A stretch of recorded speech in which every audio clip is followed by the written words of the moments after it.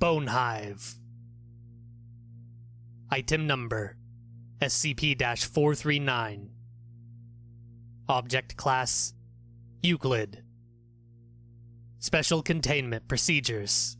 Specimen is to be kept at Armed Research Site 45, Hazardous Lifeforms Wing, in a sealed, locked 38-liter, 10-gallon, Type G containment unit with connected oxygen supply.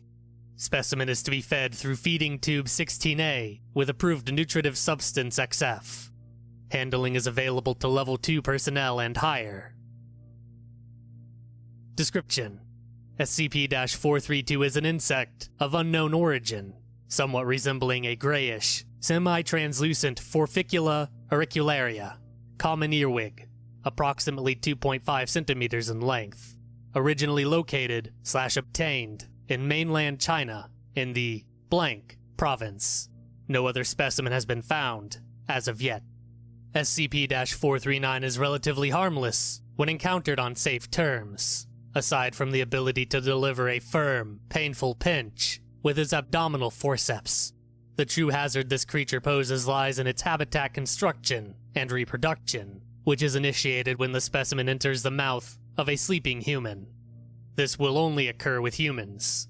Other lifeforms have been presented to SCP-439 and have been uniformly rejected. Upon location of a suitable host, the specimen will hide itself in the immediate vicinity and wait until the victim has fallen asleep. How it is able to determine the state of sleep is unknown, but it has been shown to be accurate in data expunged, times out of data expunged.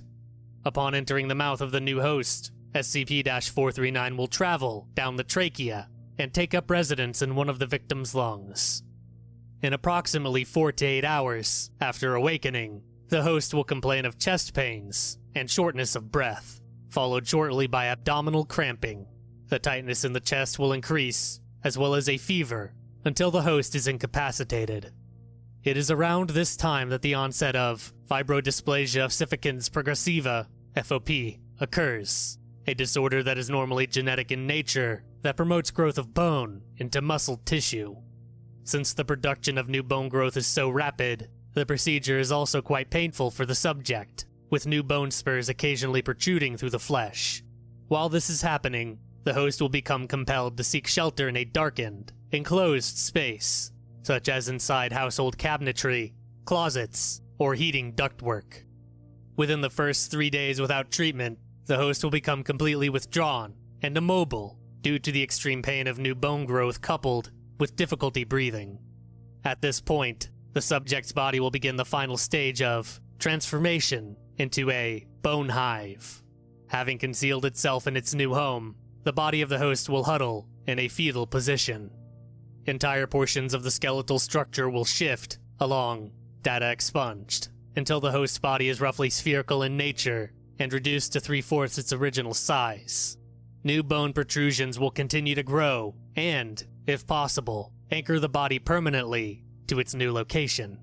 The skeletal structure is almost completely unrecognizable, having been converted to a round cage to protect the internal organs and colony.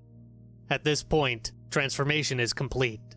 The original queen that entered the host will have produced 20,000 to 30,000 offspring that function as workers, drones, and warriors in a typical insect hive hierarchy.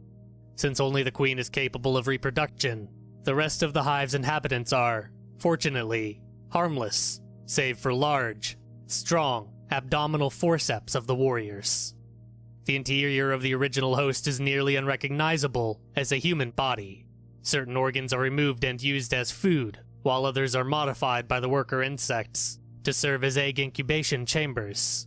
An ingenious method exists of using the host's own digestive system to process pieces of organic materials collected by the warriors into a nutritive slurry that feeds both the colony and sustains the host hive structure.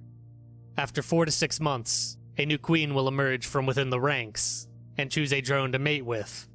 At this point, the colony will destroy itself by rupturing data expunged, upon which the majority of the insects die. Workers and drones are unfit to survive outside the host hive, and warriors will abandon the site, wandering away, their tasks complete. No food will be consumed by warriors that isn't nutritive slurry produced by the Hive of origin. The new queen will venture out, fertilized, to search for her own new hive. Incredibly, the trauma of evacuation is not what finally causes biological activity to cease in the hive, but starvation. Addendum.